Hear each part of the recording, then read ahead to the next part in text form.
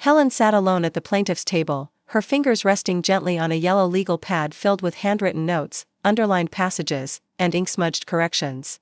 The courtroom was cold, far colder than she expected, and the sterile air made her joints ache in a way that felt personal. Across from her, the defense table buzzed with quiet whispers. Two attorneys, polished and rehearsed, sat behind thick binders and glowing laptop screens. Their ties were expensive, their manner relaxed. They weren't afraid, she was, but not of them. It had been 17 months since her forced retirement from Ridgewood Unified School District. At 59, Helen had expected her final years in education to be marked by reflective mornings, coffee in the staff lounge, mentoring younger teachers. Instead, she left through a side door after turning in a formal report detailing grade fixing, misuse of funds, and retaliatory transfers against whistleblowers. Within 2 weeks, she was removed from her position for what they called professional incompatibility. Now she was here, in federal court. Representing herself, the judge, Honorable Malcolm L. Hardin, entered at 9:02 a.m., his robe flowing stiffly behind him. He barely glanced in her direction. Helen rose as required, then sat as he gave the customary instructions to the jury: focus on facts, disregard emotion, and trust the law. Helen had listened to that same kind of logic her whole life, and it hadn't protected her. At 10:17 a.m., the defense called Douglas Merriman to the stand. He was the assistant superintendent at Ridgewood, young, charismatic, and slippery in all the ways Helen had warned others about. He raised his right hand, swore to tell the truth, and then launched into a smooth narrative of how Helen had become combative, how she struggled with the evolving culture of accountability, and how her departure had been amicable but necessary. Helen stood. Objection, Your Honor. That's a misrepresentation of the nature of my termination. Judge Hardin didn't look up. Overruled. Sit down, Ms. Harris. She sat. Wrote a note. Circled it. Waited. When the defense completed their direct examination, Judge Hardin glanced her way with visible impatience. Your cross, Ms. Harris, he said, almost as if it were a burden. Helen walked to the lectern. Mr. Merriman, she began, her voice steady but low, on March 14 of last year, did you instruct Principal Lewinsky to alter student GPAs to meet grant requirements? Objection, sustained, Hardin said before the defense attorney even finished his sentence. Irrelevant to the matter of wrongful termination. Helen's heart pounded. She flipped her page. Did you authorize the removal of internal audit emails from the school's public record database 2 weeks after? Objection, sustained. Ms. Harris, I will remind you this is not a criminal proceeding. But Your Honor, these events establish motive for retaliation against me as a whistleblower. Sustained, Hardin repeated, louder this time. One more outburst, and I will consider sanctions. Outburst. Helen returned to her seat, her face burning. For the next 40 minutes, she tried again and again, new questions, new angles, but the result was the same: objections, sustained. No eye contact from the judge. A few jurors cast her sympathetic glances, but most looked unsure. Some looked bored. She began to feel what they wanted her to feel: defeated, diminished, out of her depth. But Helen Harris had taught 8th grade civics for 30 years. She knew the Constitution better than most. And she had promised herself, on the night she filed this case, alone in her kitchen with a mug of cold tea and a trembling hand, that she would not walk away from this fight just because someone told her she didn't belong in it. At 11:08 a.m. After yet another sustained objection, Helen let the silence stretch. Judge Hardin tapped his gavel lightly. Do you have any further questions, Ms. Harris? She didn't respond. Instead, she turned, not to the judge, not to Merriman, but to the jury. 12 citizens. Ordinary people, like the ones she used to teach about duty and conscience and the cost of silence. She took a step closer. May I speak directly to the jury, Your Honor? Absolutely not, Hardin said, his voice rising. That is not. I've been trying for nearly an hour to ask questions that matter, she said, her voice no longer soft. Not to score points. Not to create drama. But to tell the truth. Because the truth is what I lost my job for. Ms. Harris, no, she said, louder now. These jurors were told to evaluate the facts. But they haven't heard the facts. They've heard a sanitized version, approved by the people who had every reason to remove me. The courtroom froze. The defense attorneys didn't move. Merriman stared at her with a twitch in his jaw. The bailiff glanced at the judge, uncertain. And the jury, every one of them, was watching her now. Not blinking. Not shifting in their seats. Helen took another breath. If truth is irrelevant in this courtroom, she said softly, then justice is just a performance. And I didn't come here to perform. The room stayed silent. Judge Hardin's face tightened. Bailiff, escort the jury out. But even as the jurors stood to file out, several glanced back at her, One older woman with silver hair and blue eyes looked straight into Helen's and nodded, once, firmly. Not pity. Not encouragement. Recognition. Helen sat down slowly, her hands shaking, but not from fear this time. It had taken everything in her to speak up. And now, for the first time since this trial began, she knew they'd truly heard her even if the judge hadn't. The hallway outside courtroom 6B was long, fluorescent lit, and oppressively quiet. Helen sat on a hard wooden bench, her bag at her feet, her blazer folded neatly in her lap. A U.S. Marshal stood at the far end, arms crossed, eyes flicking between her and the double doors she'd just walked through. She'd been recessed, as the judge called it. No official sanction. No contempt charge. Just told to step outside and wait while the courtroom settled. Inside, they were probably debating what to do about her. Whether she'd crossed a line. Whether the jury could remain impartial. Whether this whole trial could be salvaged now that she'd broken the script. Helen didn't care. Well, she did. But not enough to wish she'd stayed quiet. She checked her phone. No messages. No missed calls. She hadn't told anyone to come today. Her sister, Marie, lived in Ohio and hadn't spoken to her since last Thanksgiving. Her daughter, Emily, was finishing her final semester at Stanford and didn't need the distraction. And her former colleagues?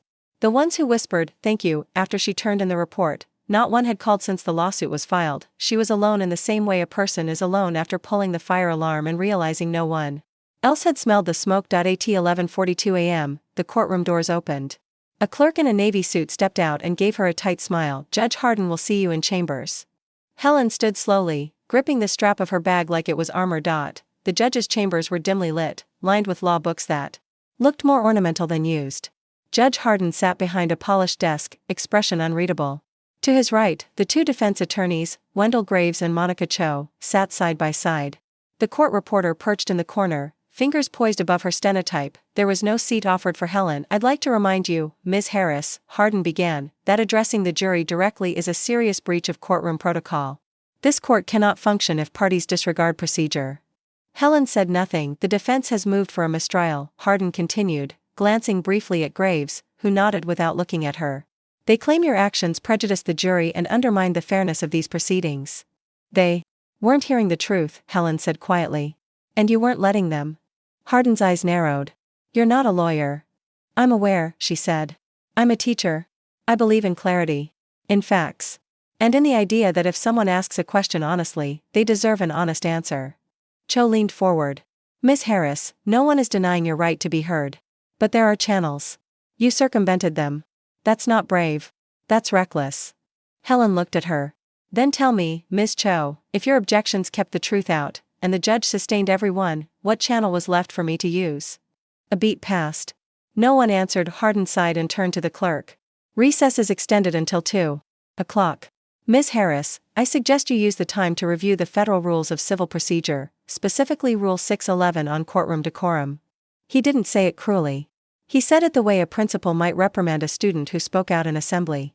Not angry, just dismissive. Helen turned and left without another word. The courthouse cafeteria smelled like scorched coffee and stale bagels.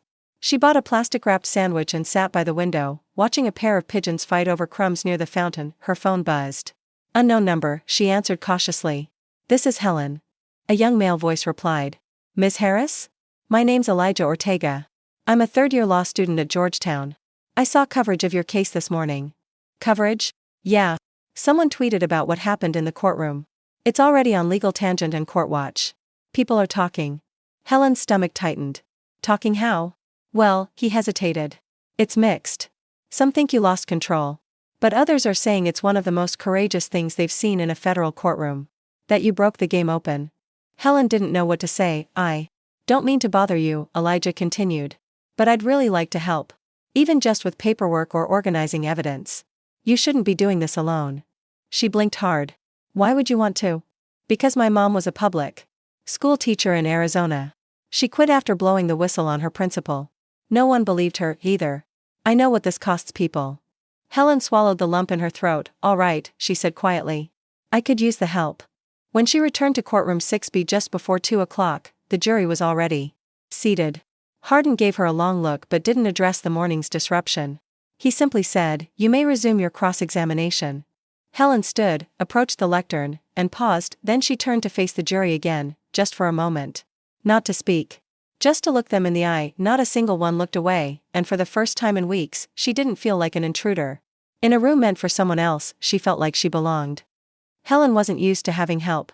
Not anymore. So when Elijah Ortega arrived at the courthouse the next morning with a backpack full of law textbooks and a half-eaten bagel, she didn't know how to respond. He looked barely old enough to vote, slim build, square glasses, and earnest energy that reminded her painfully of her former students. He introduced himself again with a firm handshake and a respectful tone, and then sat down beside her like it was the most natural thing in the world. I pulled the district's budget records and personnel filings for the past 3 years. He said, flipping open a folder. There are discrepancies between what was reported and what was filed with the Department of Education. Some of them align with your timeline. Helen blinked. You did that overnight? He shrugged. I don't sleep much. She couldn't help it, she smiled. Inside courtroom 6B, things felt different that morning. The air was still stiff with formality, but the mood had changed. Jurors met her gaze now. Not all, not always, but the disinterest was gone. Even Judge Harden seemed marginally more restrained, as though conscious that eyes were now watching. From beyond the courtroom walls, she took her seat. Elijah sat behind her, allowed by the court only as a non-speaking assistant. He nodded once, giving her the silent affirmation she didn't know she needed. The defense called another witness, Susan Drake, Ridgewood's former HR director. She wore a charcoal suit and carried herself like someone who had been coached within an inch of her life. Her voice was calm, deliberate, and laced with plausible deniability. No, she said to the defense attorney's question, I never received any written complaints from Ms. Harris about retaliation. Helen stood when it was her turn. Ms. Drake, are you aware of an email I sent you on February 26, titled Retaliatory Environment Escalation? Susan didn't flinch. I don't recall that specific email. Helen held up a printed copy. Would you be willing to read it aloud for the jury? Objection. Sustained. Then may I submit it as evidence? Objection. Sustained. Helen took a breath. Ms. Drake, can you explain why the district's internal server logs show that my email was opened on your work terminal at 8:14 a.m. the morning after I sent it? A pause. The courtroom waited. Susan shifted slightly in her seat. I wouldn't. No. I don't have access to server logs. But you used to supervise IT access requests, correct? Yes. And it would be within your authority to delete or suppress communications flagged as non-compliant with district tone policies, correct? Objection. Overruled. Susan hesitated. Only under certain circumstances. Helen leaned in, voice calm but unwavering. Were those circumstances ever used to justify deleting communications about student record falsifications or misuse of funds? Silence. Someone in the jury coughed. Someone else shifted in their seat. Susan looked toward the defense table, then back at Helen. I don't recall any such deletions. Helen stepped back. No further questions. As she returned to her table, Elijah slid her a note. There rattled. Keep going. That afternoon, Helen sat on a bench in Judiciary Square, watching people rush past in crisp suits and summer dresses. It was nearly 90 degrees, but the wind cut through the humidity just enough to make sitting bearable. Her phone buzzed again. Emily. She let it ring once more before answering. Hi, sweetheart. Mom, Emily said, her voice tight. Are you okay? Helen smiled faintly. I'm fine. How did you? It's all over Twitter. People are sending me clips. You were trending for 6 hours. Helen closed her eyes. I didn't mean for that. I know, Emily said. But it's kind of amazing. A beat passed. You sound tired, Emily added. I am, Helen said honestly. But not the kind of tired that makes you quit. The kind that tells you you're doing something that matters. Another pause. I'm proud of you, Emily whispered. Even if the whole system is stacked against you, you didn't just let it happen. Helen swallowed hard. That means more than you know. After they hung up, she sat still for a long time, letting the warmth of the sun mix with the weight of everything she hadn't said. That evening, she and Elijah returned to the case file spread across her kitchen table. He sipped coffee while she read line after line of old emails and policy drafts. At one point, he paused, pulled a sticky note from a folder, and held it up. This handwriting, he said. Is it yours? She squinted. No, that's Merriman's. He used to write directly on memos before we digitized most communications. Elijah nodded. So this margin note, push grades now, audit delay buys us time, it's his? Helen felt her heart catch. Yes, she said slowly. I remember that meeting. He didn't know I kept a photocopy. That, Elijah said, is not just motive. That's a pattern. They looked at each other, for the first time since the trial began. Helen felt something shift, not hope. She didn't believe in easy words anymore, but something deeper. Maybe possibility. She reached for her pen, circled the note, and began building tomorrow's questions. Helen barely slept. She lay in bed for hours, replaying every moment of the day before, Susan Drake's hesitation on the stand, the sticky note Elijah had uncovered, the sound of Emily's voice telling her she was proud. And just beneath the surface, that persistent hum of fear, what if it still wasn't enough? But as the first light of morning broke through her window, she reminded herself, truth didn't need permission to be true. At 8:43 a.m., she walked into the courtroom with her binder pressed to her chest, the sticky note tucked neatly inside a protective sleeve. Elijah trailed behind her with his backpack, looking more like a paralegal by the day. The defense attorneys looked up as she entered. Wendell Graves leaned into Monica Cho, muttering something under his breath. Neither smiled. Helen sat and arranged her papers slowly, calmly. Then she turned and looked at the jury. They were watching her, not all 12, but enough. Judge Hardin entered at 9:01 a.m., gave the usual formalities, and resumed proceedings. The defense rested shortly after. Their final witness, an operations consultant brought in to portray Ridgewood's termination protocols as standard, had delivered a clean, mechanical testimony. It was cold, abstract, and distant. Just how they wanted it. Now, it was her turn. Your witness, Ms. Harris, the judge said, sounding fatigued already. Helen stood and approached the lectern with the sticky note in hand. Your Honor, she said, I would like to call Douglas Merriman back to the stand. Graves was on his feet immediately. Objection. Mr. Merriman has already been cross-examined. I've discovered new evidence directly relevant to his prior testimony. Judge Hardin's gaze narrowed. Approach. At the bench, Helen handed the plastic sleeve to the judge. This was found in a photocopied file Mr. Merriman reviewed prior to our department audit. The handwriting matches other documents he submitted to the school board. The note reads, push grades now, audit delay buys us time. Graves looked visibly alarmed. Cho whispered something into his ear. Hardin studied the note for a long moment. You're certain this is his handwriting? I can provide other samples for comparison, Helen replied. And I'm willing to subpoena a handwriting expert if needed. Graves tried again. Your Honor, this note lacks context. It could refer to any number of discussions, then Mr. Merriman should be given the chance to clarify it under oath. Helen interrupted. Hardin tapped the bench once, sharply. Enough. I'll allow the recall. Mr. Merriman is to return this afternoon. Graves sat down stiffly. Helen returned to her seat and exhaled. For the first time, she felt the room shift, not against her, but toward her. Lunch break was short and restless. Helen barely touched her sandwich. Elijah sat across from her in the courthouse cafeteria, flipping through his notes, murmuring potential follow-up questions. You need to push him on timing, he said. Show that the note aligns with the grant submission deadline. If you can establish that, it ties motive to financial pressure. Helen nodded. And the audit delay language. I remember exactly how they pushed the external review back. 2 weeks of technical issues. Elijah smiled faintly. The more they talk, the deeper the hole. She looked at him. You've never seen a trial in person before, have you? He shook his head. Just mock ones. This is very real. She stared at the young man across from her, bright-eyed, driven, unscarred, and felt something close to gratitude. Not for being saved, but for not being entirely alone. At 1:33 p.m., Douglas Merriman took the stand again. He looked composed, but there was a stiffness to his smile this time. His hands were tightly clasped in his lap. Helen approached slowly, her binder open, the sticky note enlarged and printed for the jury. Mr. Merriman, she began, do you recognize this handwriting? He adjusted his collar. It appears to be mine, yes. And the phrase, push grades now, audit delay buys us time, did you write that? I may have, yes. But I don't recall the specific context. Was it written in reference to GPA adjustments required for grant eligibility? Objection, sustained. Helen turned slightly to the judge.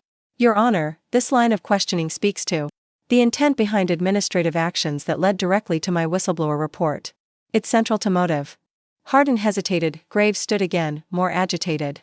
Your Honor, the plaintiff is attempting to relitigate internal academic procedures, not germane to the cause of action. Overruled, Hardin said at last. The witness may answer. Merriman swallowed.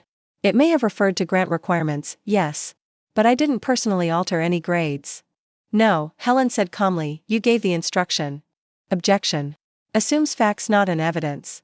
Sustained. Helen didn't flinch. Mr. Merriman, did you or did you not sign the district's compliance report certifying that all grades submitted in the spring term were student-earned and teacher-verified? I did. And did you personally verify them? No, that would fall to the school principals. Helen took a slow breath. But you were aware of discrepancies when you signed? Graves stood again. Objection, badgering. Hardin didn't respond at first, then, overruled. The courtroom was utterly still. Merriman's voice dropped. There was pressure to meet certain benchmarks. But we did what we had to do for the funding. Helen nodded once, softly, no further questions. Outside the courtroom that evening, a local reporter waited near the sidewalk, holding a microphone and a notepad. Ms. Harris, she said. Do you believe your case is changing the way people see public education? Helen paused, blinking against the setting sun. A breeze rustled the courthouse flags behind her. I think people are starting to ask better questions, she said. Do you think you'll win? Helen looked past the reporter, toward the quiet street, where Elijah stood holding a stack of folders, waiting for her. I think, she said, that some things matter more than winning. Then she turned and walked into the cooling dusk. The article dropped at 7:12 a.m. Helen was still in her bathrobe, standing at the kitchen counter with a mug of black coffee when Elijah's text came through. They're coming after you. Read the Tribune. Her stomach dropped. She opened the link. The headline read, Whistleblower or Problem Employee? Former colleagues question Helen Harris's past conduct. Below it, a photograph, clearly taken without her knowledge, showed her stepping out of the courthouse, a binder clutched to her chest, jaw set against the wind. She skimmed the article quickly. A few quotes from anonymous staff members. At Ridgewood. Vague claims of her being difficult, rigid, and emotionally reactive. One even suggested that her mental state had seemed unstable in the months leading to her departure. Helen sat down, the mug trembled in her hands. The words weren't just strategy. They were character assassination. Familiar ones, too, the same labels used so often to silence women who refused to be polite about the truth. She took a long breath and reminded herself, this is what happens when the truth starts to get too close, but it still hurt. By the time she arrived at the courthouse, there were cameras on the steps. Not many, just 2 local stations and a freelance journalist live streaming from his phone. It was enough to change the atmosphere. The security guards were more alert. The hallway quieter. Even the jurors, as they filed in, seemed tenser, more aware of the eyes watching from beyond the courtroom walls. Elijah met her just inside the doors, his face drawn. They want to rattle you. Don't let them. Helen nodded, forcing her back straight. Inside courtroom 6B, the defense had a new energy. Wendell Graves looked pleased, Monica Cho confident. They were about to introduce their first rebuttal witness, a former colleague of Helen's named Ruth Cardoza. Helen hadn't spoken to Ruth in over a year. They'd once shared a hallway in the old middle school wing. They'd sat together in union meetings, laughed over coffee. And yet, here she was, dressed in navy, hands clasped on the witness stand, eyes flicking briefly toward Helen with something like apology. Then it began. She was passionate, Ruth said. But difficult to work with. Especially near the end. She distrusted administration, challenged every directive, and often refused to collaborate. Helen felt each word like a paper cut. Precise. Small. But bleeding all the same. Did she ever confide in you about her mental health? Cho asked. Helen stood immediately. Objection. Relevance and privacy. Hardin, to his credit, sustained it without pause, but the damage was done. The implication had entered the room. Ruth looked down at her hands. She was isolated. I think she wanted to protect something. But she wouldn't let anyone in. Cho smiled faintly. Thank you, Ms. Cardoza. Helen didn't cross-examine. She couldn't. Not without making Ruth into something she wasn't. Not without turning bitter on the stand. Instead, she wrote one sentence on her notepad and circled it. Don't fight fire with fire. Teach. That evening, Helen walked alone through her old neighborhood near the Ridgewood campus. The brick buildings still stood the same. The playground fence, the faded murals on the side of the gymnasium. The bell tower that hadn't rung since the budget cuts, still silent between the trees. She found herself outside the back entrance to her former classroom, room 214. She remembered everything, the way she kept the desks in a circle, the cheap carpet that always smelled like chalk dust, the quotes she wrote on the whiteboard each morning. One still echoed in her head. The truth is not loud, but it doesn't go away. She missed teaching more than she could explain.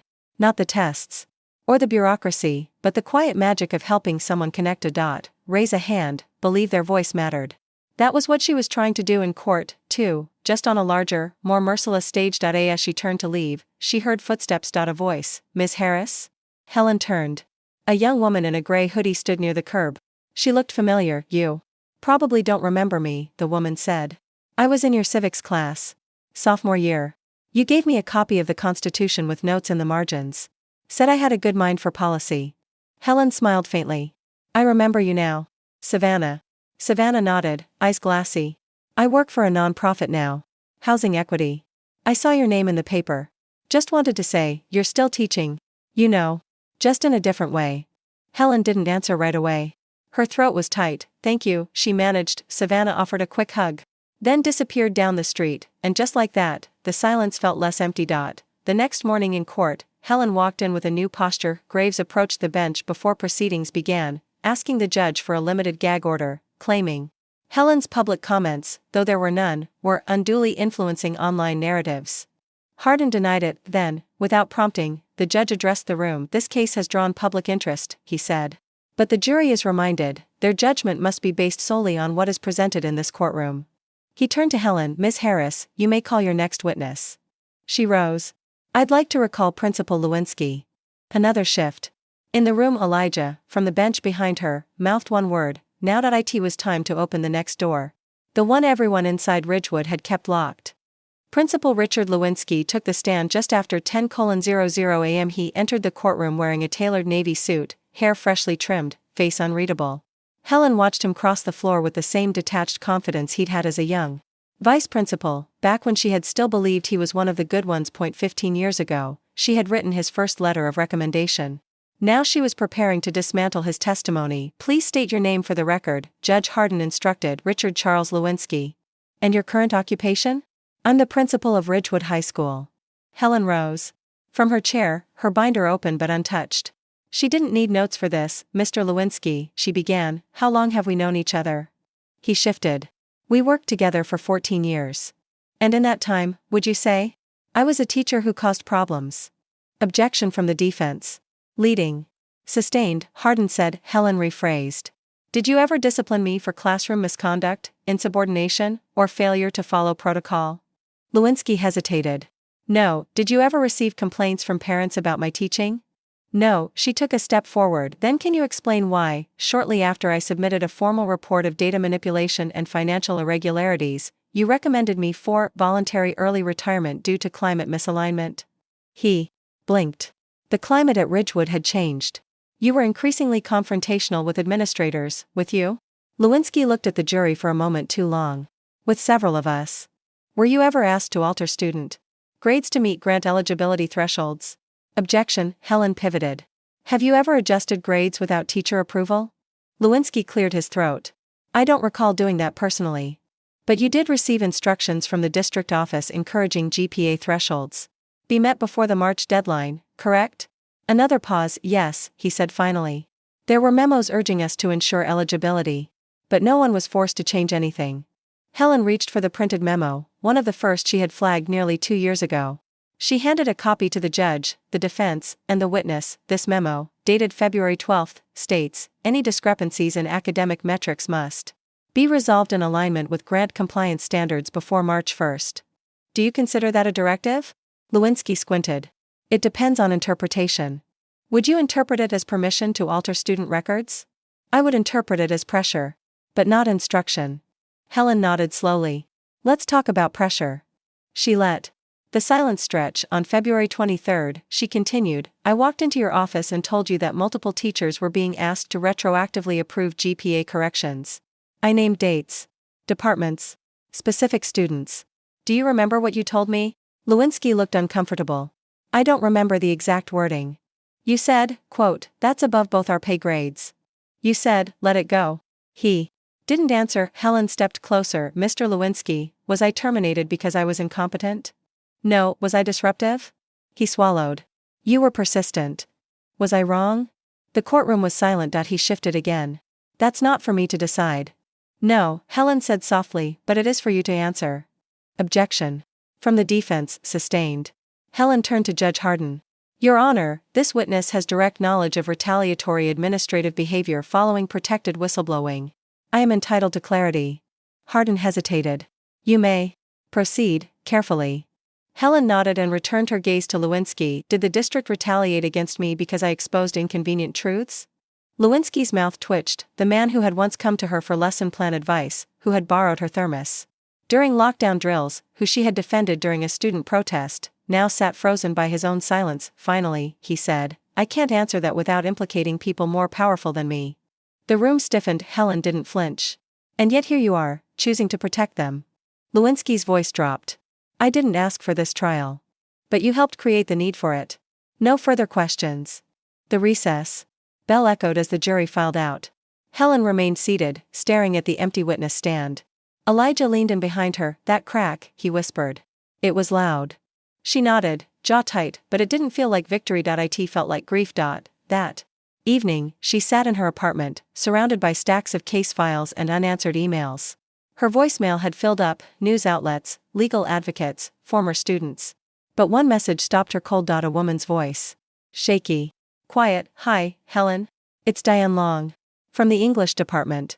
I saw the trial clip. I read the article. I know I never backed you up, and I've hated myself for it every day. I just wanted you to know, I kept my notes too. From the meetings.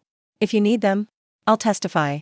Helen stared at the phone. She hadn't spoken to Diane since the termination meeting. They hadn't made eye contact in the elevator that day. Diane had been one of the ones who lowered her gaze and said nothing, and now, something had changed. The silence was breaking. The next morning, Helen filed a request with the court. One additional witness. She attached the audio of Diane's message and a copy of Diane's handwritten meeting notes. They contained words Helen remembered hearing but could never prove. We'll make it look clean. If she pushes, we call it conflict. We control the narrative. The defense objected, but Judge Hardin agreed to review the new material. Trial would resume Monday morning. Helen stood outside the courthouse, watching the clouds gather overhead. The air was heavy with summer heat. Thunder in the distance. Elijah joined her quietly. They're losing control of the narrative. She shook her head. No. I'm just finally telling mine. Diane Long sat on the witness stand like someone halfway between confession and collapse. Her shoulders were tense, her eyes fixed on a point just past Helen's shoulder, the back wall of courtroom 6B, where an old clock ticked so quietly. Most days no one noticed. Today, its ticking filled the silence between questions. Helen didn't rise right away. She looked at Diane, this woman she had once trusted, then doubted, then mourned as just another person who had stayed quiet when it mattered most. But now, Diane was here, voluntarily, unprotected by counsel, driven only by something that looked a lot like guilt. Wearing the clothes of courage, Helen finally stood and approached the lectern. Ms. Long, she said gently, how long have you worked at Ridgewood High? 23 years, Diane said, and in that time, how many formal complaints have you filed against a colleague? None. Have you ever testified in a court proceeding? No. Then why are you here today? Diane took a slow breath. Because I saw what happened. I was in the room when they decided to push you out. A murmur ran through the gallery. Judge Hardin rapped his gavel. Order. Helen continued, voice steady. Let's talk about that meeting. When did it happen? March 7th. 2 weeks. After you submitted your report. And who was present? Principal Lewinsky. Assistant Superintendent Merriman. HR Director Drake. Myself. And one other department head. What was the stated purpose of that meeting? To discuss staffing transitions. But that wasn't what it was. Then what was it? Diane looked down. It was a strategy session. They knew your report would trigger scrutiny. They were worried about media exposure, grant audits. They said they needed to get ahead of it. Helen waited. They said you were becoming too visible. That your file would be reframed to show a pattern of disruption. Merriman said, quote, we'll make it look clean. A sharp intake of breath came from one of the jurors. And did you say anything at the time? No, Diane whispered. I didn't. I was scared. Why now? Diane's voice cracked. Because I see what they did to you. Because I kept your emails. Your memos. Because I've read what the papers are saying and I'm done being part of the lie. Helen nodded, heart hammering. May I submit Ms. Long's annotated notes into evidence? No objection, Graves said flatly. The clerk took the documents. Helen stepped back. No further questions. The defense didn't cross-examine. At lunch, the courthouse buzzed like a hive. Reporters lingered outside, typing rapidly from benches and stone railings. One outlet posted the entire transcript of Diane's testimony before 1 p.m. Another uploaded a short clip, Diane's voice, raw and quiet, saying, we'll make it look clean. By mid-afternoon, the clip had been viewed over 300,000 times. Inside the courtroom, Graves asked for an early adjournment. For review and preparation, he said. Hardin granted it, but his expression suggested he saw through the request. As Helen gathered her things, Elijah turned to her. You broke their shield, he said. No, she replied. Diane did. He smiled. Maybe. But you held the line long enough for someone else to step through. That evening, Helen sat alone in her living room, laptop open, phone muted. She scrolled through messages, some kind, others bitter. Former colleagues messaged anonymously. One said, "I wish I had your strength." Another simply wrote, "Watching. Praying. Still afraid." Her inbox was flooded now. National reporters. Education blogs. Civil rights attorneys. Even a nonprofit that offered litigation support for whistleblowers. She bookmarked some.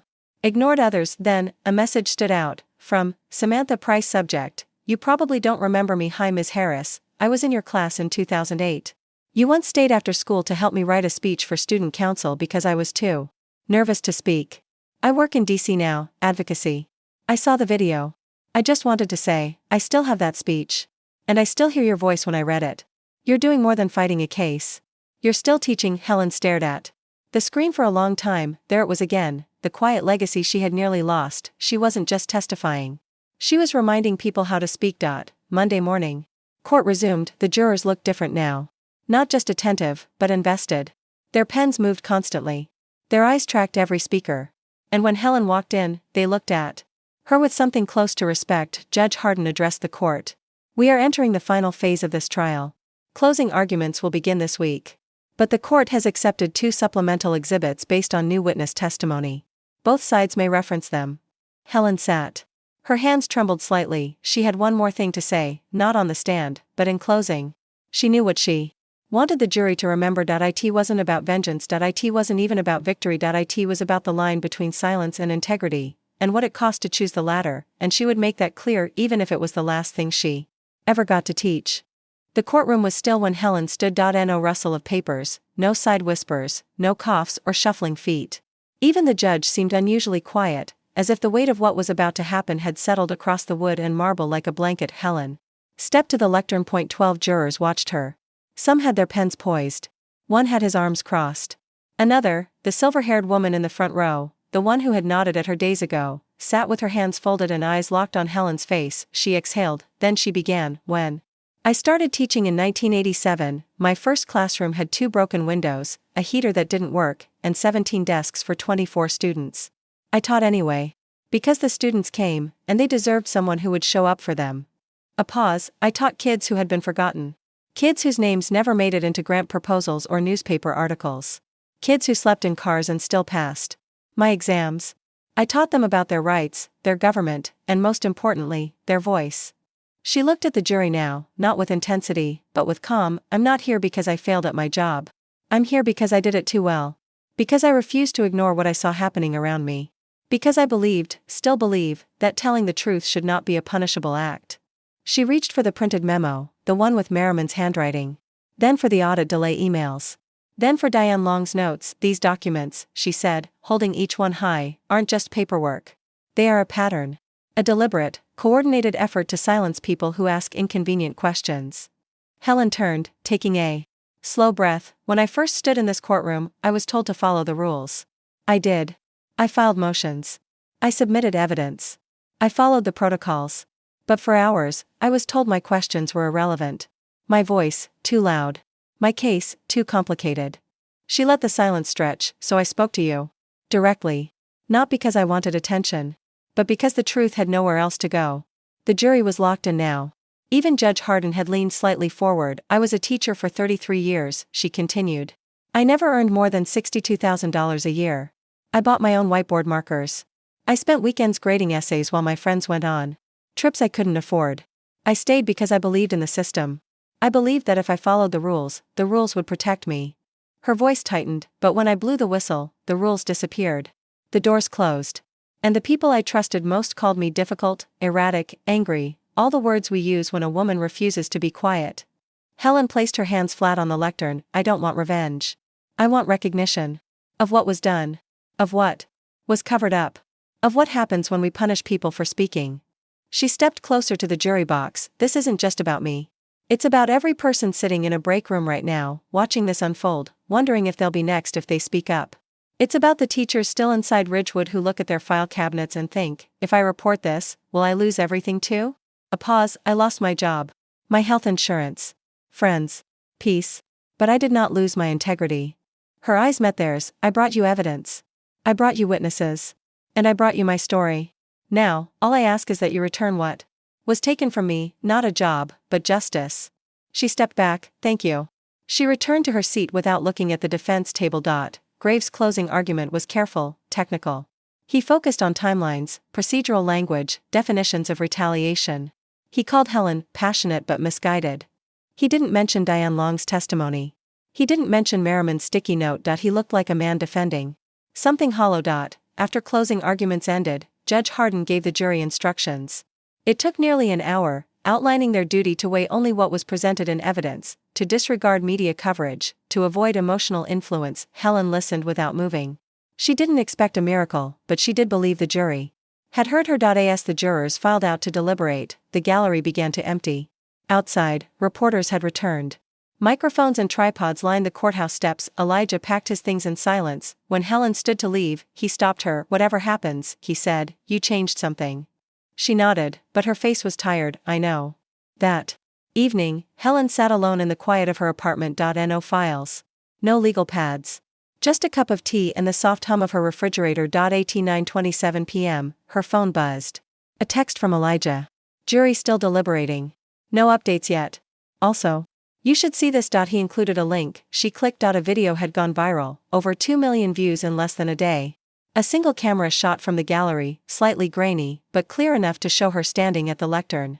Her closing words echoed softly, all I ask is that you return what was taken from me, not a job, but justice. The caption beneath the video read, she represented herself. She taught a nation instead. Helen set the phone down and closed her eyes. For the first time in months, she let herself feel proud, not because she had won, she didn't know that yet, but because she had said everything she came to say, and they heard her. The jury returned on a Wednesday. Court was called into session at 3:17 p.m., the afternoon light pouring sideways through the tall windows, casting gold across the gallery benches. The atmosphere inside was thick, suspended between hope and fear. The reporters had taken their usual seats. Cameras weren't allowed inside, but still, phones buzzed with anticipation like insects trapped under glass. Helen sat perfectly still at the plaintiff's table, hands folded on her lap. Her blazer, though ironed, had a small thread fraying at the cuff. She hadn't slept much, who could? And yet her expression was steady. Not detached. Just, resolved. Elijah sat behind her, silent, his hands clenched around a legal pad.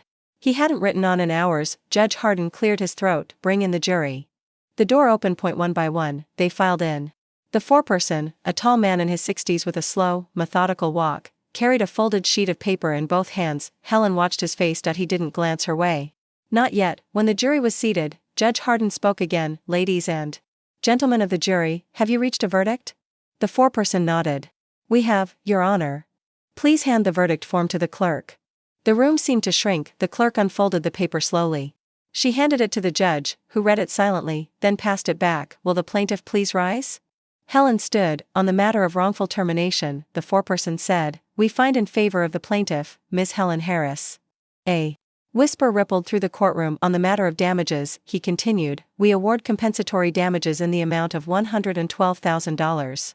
No punitive damages awarded. Helen stood frozen. The number hung in the air, large, yes. But not life-changing. Not what the district had spent to bury the truth. Not even close to what she had lost. Still, it was a verdict. Still, it was her verdict. The defense attorneys remained motionless. Graves shifted only slightly. Cho scribbled something into her notebook, then closed it. Judge Harden turned to the jury. This concludes your service. On behalf of the court and the people of this district, thank you. As the jury filed out, several looked at Helen. The silver-haired woman from the front row gave her the faintest nod, the same one from Chapter 1. No smile. Just recognition. Like two people who had shared a secret no one else could hear. Outside.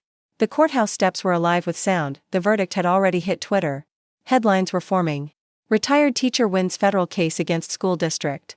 Self-represented whistleblower receives damages in landmark trial. The woman who spoke to the jury and changed everything. Microphones clustered. At the bottom of the stairs, Helen stood on the top step, unsure. Elijah came up beside her. You don't have to say anything. She looked out at the cameras. But I still have something to teach. He stepped back. She stepped forward. She didn't use a microphone. She didn't need one. I stood in that courtroom without a law degree. Without a firm. Without a team of experts. And I still told the truth. Her voice was calm. Steady. I didn't win everything. But I won something no one can take back. Proof. That I wasn't crazy. That I wasn't exaggerating. That what happened did happen. She glanced up at the sky, then back at the crowd. Justice is never as clean as we want it to be. It's slow. It's cautious. And it's afraid of mess. But I promise you, silence is messier. She stepped down, she didn't take questions. That evening, Helen returned to her apartment. There was no parade. No sudden calm. Just her jacket on the hook, a pile of unopened mail, and a voicemail box that blinked with 17 new messages. She poured a glass of water. Sat down on the couch. For the first time in months, she let herself cry, not from grief. Not from rage. From release. Later that night, Elijah called. They'll appeal the verdict, he said. You know that, right? I do. And there's still the issue of your pension. The state board, I know, she said, then. Why do you sound calm? Helen smiled faintly. Because I'm not invisible anymore. He paused. You thinking about what comes next? She looked at her old teaching certificates, still in their frames. Her whiteboard markers and a mug on the shelf. The copy of the Constitution she used to hand out, corners folded from years of student hands. Not yet, she said. But I think something's starting. 2 days later, a box arrived at her door. No return label. Just a note inside. Miss Harris, our school is holding a civic ethics seminar this fall. We'd be honored if you'd be our keynote speaker. Your story reminded our students that courage is still part of public service. Principal L. Sutton, Cooper Middle School, Virginia. Beneath the note were 40 handwritten letters from 8th graders. The last one read, I thought grown-ups never told the truth unless they had to. But now I think maybe some do. I hope I can be like that too. Helen folded the letter and pressed it to her chest. No ruling could match this. No courtroom could hold it, because this was why she had stood up in the first place. 3 weeks had passed since the verdict. The headlines had faded, replaced by other scandals, other stories. The reporters stopped calling. The news trucks rolled away. The courthouse steps, once filled with microphones and strangers shouting questions, returned to pigeons and lunch breaks, but Helen Harris's life had not returned to anything close to normal. Her phone still buzzed daily. A trickle of messages from students, teachers, parents, non-profit groups, law school clubs, and, more recently, organizations with acronyms that sounded official and well-funded. Some wanted to quote her. Others wanted her to lead panels. A few hinted at political aspirations. She read them all. Answered few. The truth was, Helen didn't know what came next. She had filed the paperwork to begin pension reinstatement proceedings. Slow, bureaucratic, more silence. The school district hadn't issued a formal apology. They wouldn't. Her former colleagues, those still at Ridgewood, had remained quiet. Even Diane Long, despite her courageous testimony, had returned to her classroom and requested no media contact. It was like the institution had absorbed the blow, but refused to show the bruise. Helen knew how systems did that. It was what they were built for. On a gray Thursday afternoon, Helen sat in her apartment, flipping through a manila folder. Inside was an offer, a real one. The Mid-Atlantic Center for Public Integrity, based in Washington, D.C., wanted her to join their Board of Education Policy Advisors. Part-time, stipend included. Her role? Advising on whistleblower protections, teacher accountability frameworks, and ethical reporting structures in public institutions. They even offered her a budget to develop a new workshop series, Speaking When It Costs. She stared at the letter. Then at the sticky note still pinned to her corkboard. Push grades now, audit delay buys us time. She should have felt proud. Instead, she felt displaced. That evening, she walked 2 blocks to the old church community center, where Cooper Middle School student seminar was being held. It wasn't a big event, 50 students, some parents, a few teachers seated along the back. Helen wasn't scheduled to speak that night. She was just watching. A girl, maybe 13, stood at the front of the room with note cards trembling in her hands. My name is Alina, she began. And I used to think school was just rules and tests. But then I heard about Ms. Helen Harris, and how she told the truth even when people wanted her to stop. So I thought maybe school could be about learning how to do that, too. Helen looked down. The warmth behind her eyes surprised her. After the event, a young man approached her. Early 20s. Tall, anxious smile. I'm sorry, he said. I know everyone probably says this, but you changed the way I think about education. She smiled politely. And how do you think about it now? He hesitated. That it's not just about what we teach kids. It's about what we model for them. About whether we're brave when no one else is. Helen nodded slowly. That's the hard part. He looked embarrassed, then handed her a business card. I run a startup that's building anonymous reporting tools for teachers. We're trying to partner with districts. We'd love your input. She slipped the card into her pocket. Back at home, Helen sat on her sofa with a pad of paper in her lap. She began to write, just a few lines at first. No legal phrasing. No witness structure, just a message, to the teachers who stayed quiet. Because they were afraid, I know that silence. To the ones who spoke and paid for it, I know that price. This fight doesn't end with a verdict. It starts again every time someone chooses integrity over comfort. I see you. I believe you. Don't wait to be heard. Speak now. Loudly. She stared at it. Then folded it. Slipped it into an envelope. The next morning, she sent it to a civics teacher newsletter mailing list. Within 24 hours, it had been reposted to more than 200 school district forums. Within 72 hours, Helen was invited to keynote the National Teachers Assembly. She declined, but she said she'd attend. She didn't want to be the symbol, she just wanted to be present. 1 week later, Helen visited Ridgewood High for the first time since. The trial ended, not inside. She stood across the street. The building looked unchanged, brick facade, faded blue trim, the bell tower still silent. Then the door opened. A group of students poured out, backpacks bouncing, sneakers squeaking against pavement.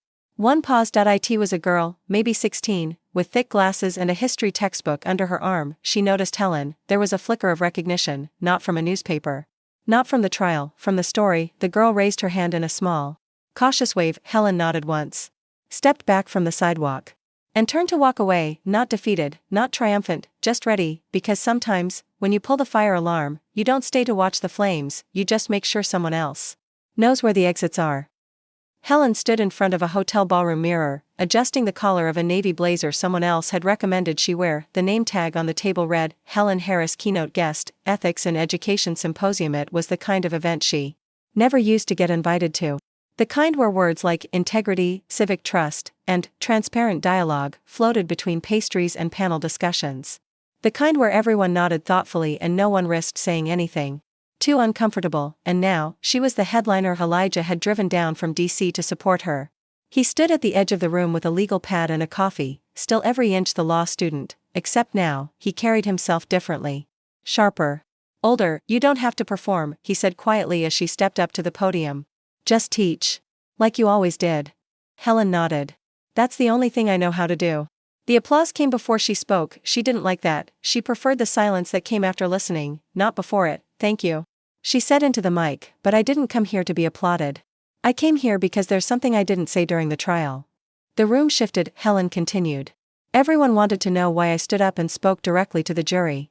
The truth is, I didn't plan it. I just ran out of other places to send the truth.